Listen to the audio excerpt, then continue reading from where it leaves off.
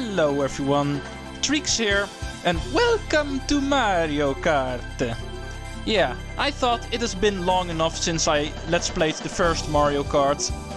Even though we haven't been shy of Mario Kart content on this channel, I know I've been keeping track of the Star Warrior Cup monthly, which I also participate in, so far every single time, but still. Because of that reason we get plenty of Mario Kart coverage on this channel. But when it comes to the Let's Plays, because let's be honest here, the Star Warrior Cup, those are extra videos. They're not part of Let's Plays. All of the other Mario Kart games, including Mario Kart 8 itself eventually, also need to be Let's Played. And it's been more than a year since I have Let's Played Super Mario Kart. I had to look it up, but apparently that was my 10th Let's Play. It's been a while. But since we're drawing nearer to the N64 era, I thought might as well start covering some N64 games now as well. Even though I do have a lot of trouble recording Nintendo 64 games, I'm going to be honest here. My normal Nintendo 64 does not want to connect to my capture card. I have tried a lot of things in this past year in order to let it work. It for some reason doesn't want to.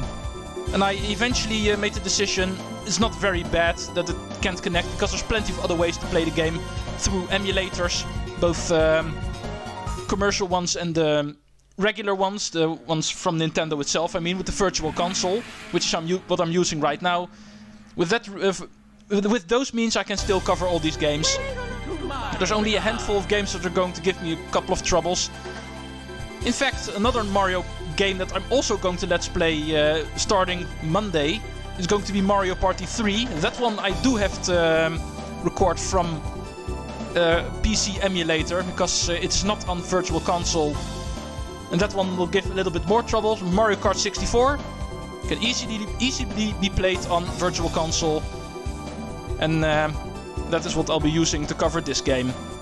So, okay, Mario Kart 64, let's talk about the game itself now.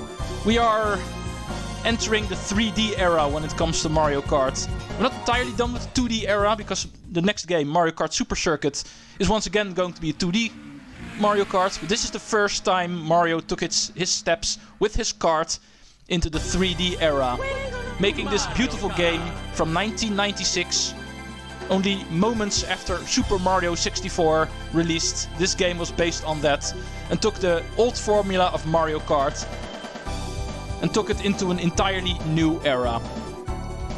I'll be trying to cover this game the same way I did with Super Mario Kart, showing off all of the difficulties at least once, and showing off all of the cups and characters at least once. With this game, it's going to be a little bit different in comparison to Super Mario Kart, because this game technically has a little bit more content, but more about that later. But this first part I'll be using to introduce the game and covering its easiest difficulty, you might say, and the first cup, of course. Because of the length of some of the cups in this game, I think I'll try to do one cup per video to start. Unlike with the Super Mario Kart project and the F-Zero project, where I try to do 2 cups or leagues, whatever it's called, into one video.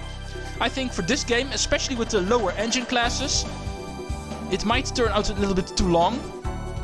So I've decided to start off with 1 cup per video, at least for the easier difficulties, and later I'll see if I can get 2 in, but I'm not entirely sure how to do that yet. This is definitely the Mario Kart game I've played the least in my life. I'm not too sure why, because I do love it, but just never really came around to it. But because of that reason, I'm not entirely sure how long 1 cup will take. But I'm kind of wasting a lot of time with the introduction here, I think. So I think it's time we head in. We've seen enough demo play, so the game itself has kind of shown off what the gist of this game is basically about. Let's just push our start button and go over the basics first. We get thrown into this menu when we start. These options are for the multiplayer. I will not be covering multiplayer in this project. This is a solo Let's Play channel, so multiplayer content is not a thing yet. Not too sure if I ever want to do anything about it, but if I do, I'll get the chance to do it then. This is a solo Let's Play, and therefore we'll be covering the 1-player game only. But there are a couple of other things we can do. As you can see, there's an L and R option underneath us. Pressing L will give us the options. Here we can do some basic things. We can just return to the game. We can switch the sound mode from stereo to mono or headphone. Headphone is actually what I'm using right now, so that's kind of weird. Let's just keep it on stereo. All the other things are not really something we want to use. This makes use of all of the data that is being kept track of in the time attack. We can actually save our ghosts on the controller pack the Nintendo 64 uses, which is basically the Nintendo 64's memory card, you might say. Not using that right now, not even too sure how I'm going to cover time attack if I do it all in this game, but that's basically what you can use this option for. And this option is to erase all of your data, which I actually did before this project started, because I want to do this from a clean slate, so we can actually see the progression of this game and all of its unlockables. But select this option if you want to erase all your data, so you can start all over again. Like me. Okay, that is option 1. The second one is actually the data option. Here you can actually view all of your best times in all of the tracks. Spoiler alert, here are all the tracks. But if you look here, you can actually see what all of your records are for time attack in all of the tracks. And even see some nice little facts about the course. You can see the layout of the course to the right. And it even says how long the course is. That's a first. But we'll be covering the courses as we go by them in the Grand Prix mode. So I will not be covering them here. But here's actually where you can take a look at all of your times. And also get some head view of all of the tracks in this game. That said, let's go play this game now.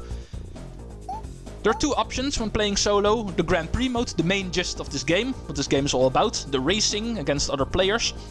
And just playing alone. No opponents, just going for the best times. And try to get awesome times, you might say. I'm not too sure how and if I'm going to cover this, but we'll see that in a couple of weeks. Right now I'm going to focus on the Mario Grand Prix.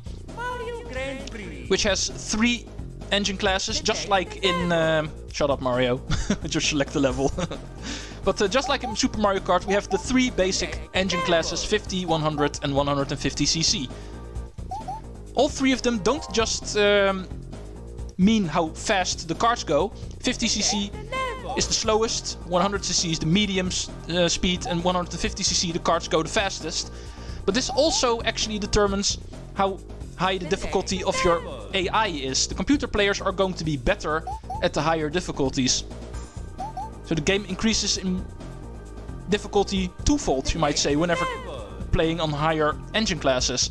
We'll of course be starting off with the most basic one to start things off. There are 8 racers, once again, just like in Super Mario Kart. However, there are 2 new guys here. 6 of them we already know, even though this one changed her name from Toadstool to Peach. We're in the era that the name Peach was officially a thing now. But it's still the same character, let's be honest. But Donkey Kong Jr. actually got replaced by the regular Donkey Kong. Donkey Kong Jr. we're only going to see in Mario Tennis later this year. Other than that, by this time that guy had disappeared. And Wario is in. Wario is a thing now. He replaces Koopa Troopa. To my shame, because Koopa Troopa is basically my favorite character from Mario Kart, if you don't know. But Wario is also fun. There's no treasure in this game, what am I doing here? But we'll be going over all of the characters as well. Let's start off with the man himself, Mario. Almost 10 minutes into the video, let's get started with the first cup, the Mushroom Cup. We'll be talking about all of these cups the moment they come by. Because I'm kind of scared that the timer is going to be a thing. 9 minutes 30. Let's go. To do the turbo dash in this game, wait for the second light to go out and then press your acceleration button, which is the A button. Okay, let's go talk on how the game mechanics work. I really need to get used to this game again. Like I said, I never played this, especially since the later Mario Karts came out, so I'm going to have to get used to the controls again. Control-wise, this game is officially the same as Super Mario Kart, you might say. Accelerate with A. You have a brake button with B. Trust me, you don't want to use that. Never really necessary. You can drift, just like in Super Mario Kart, by holding the L or R buttons to jump. And the moment you come down, you can actually drift. something I really need to get used to again. Because the controls in this game are definitely not what they were in... not what they are in modern Mario Kart games. But even though it feels different, the basic controls are still there. You can drift and even shift your steering around in order to create your better drift. So if you let go, you actually get a little bit of a boost. Which in this game is determined by either yellow dust or orange dust. I always call it dust, or no, not really, but... Okay, let's talk items next. As you may know, Mario Kart is not just a racing game. Items are a pretty important thing here too. You can see the computer players using them as well. But unlike in Super Mario Kart, there's no set item that any of the character always uses. This time they can actually use the regular items that we can. However, not all of them. I think that's because of memory limitations.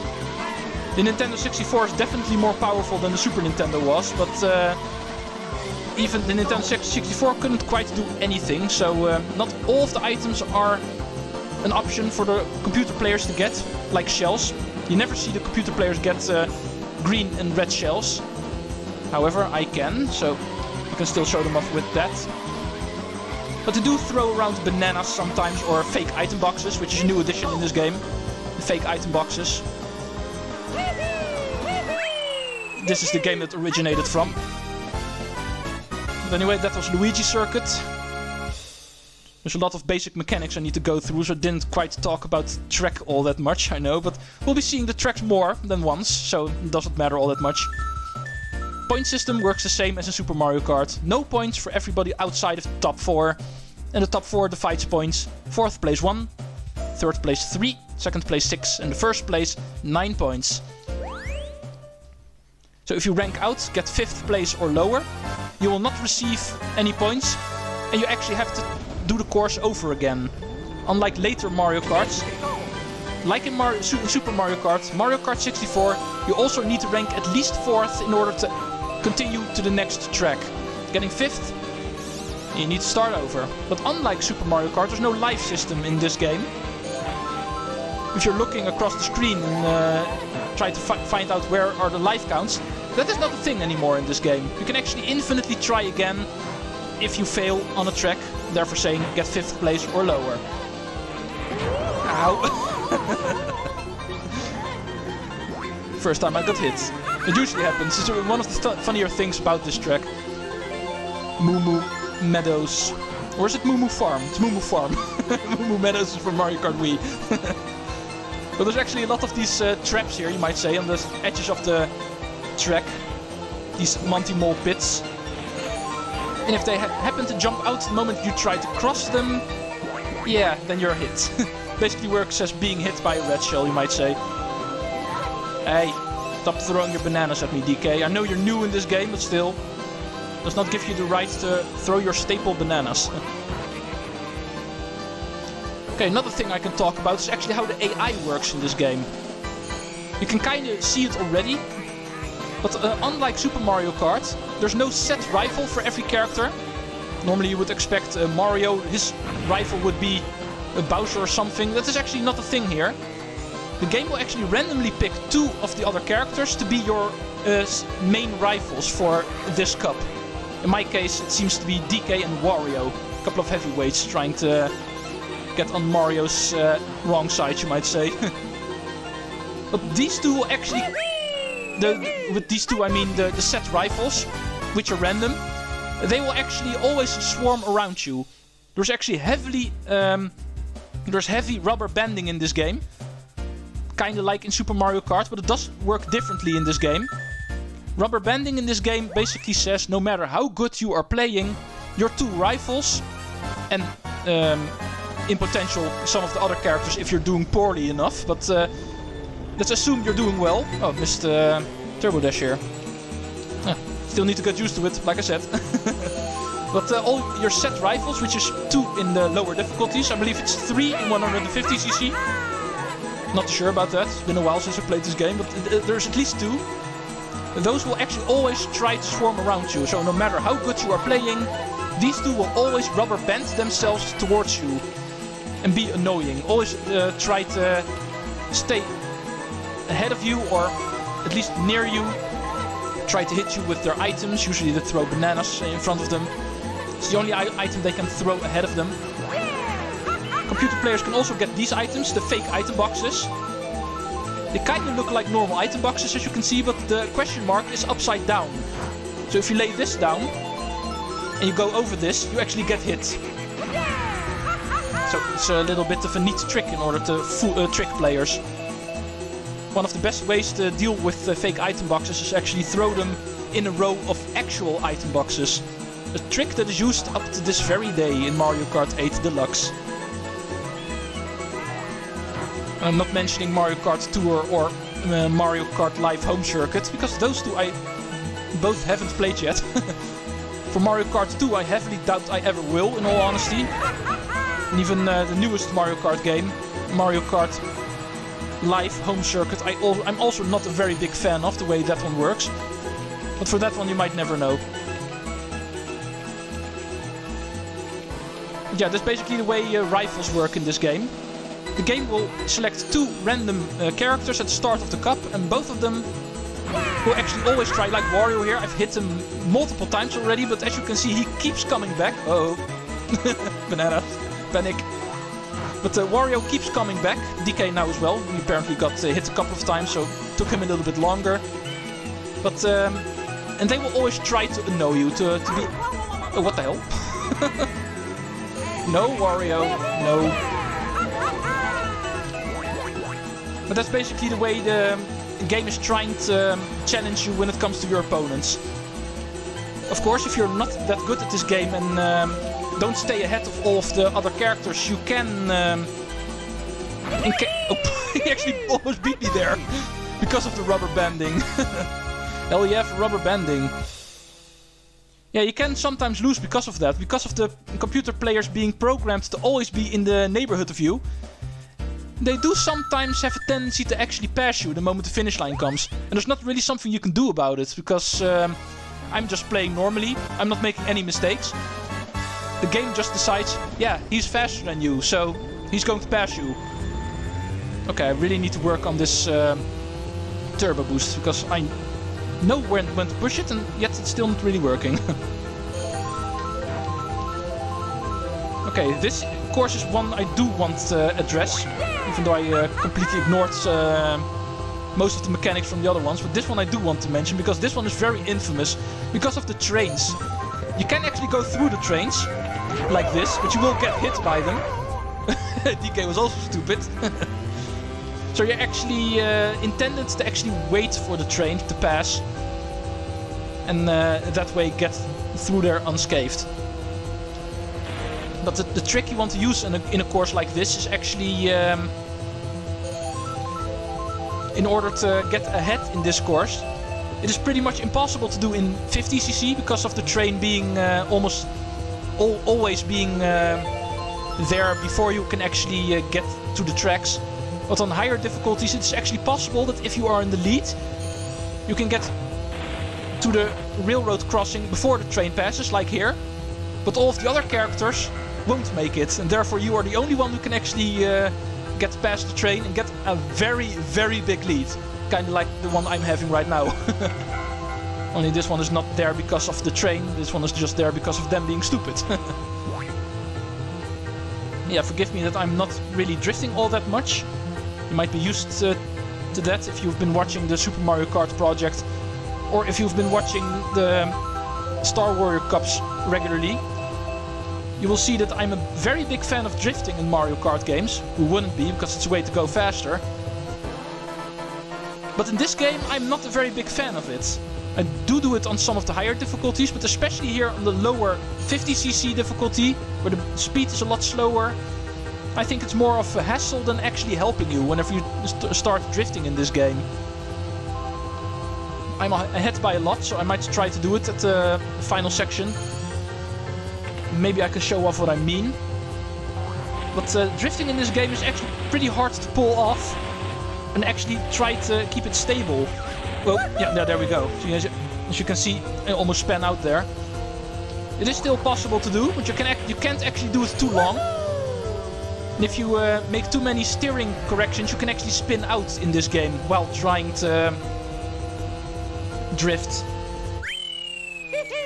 I got it! You can still do it in these wide turns, which actually are one giant turn, but whenever you have sections where you actually need to switch directions, where turns go other directions quickly, then I recommend not using the drift. Because the unstable controls that this game has, the controls are a little bit stiff in all honesty.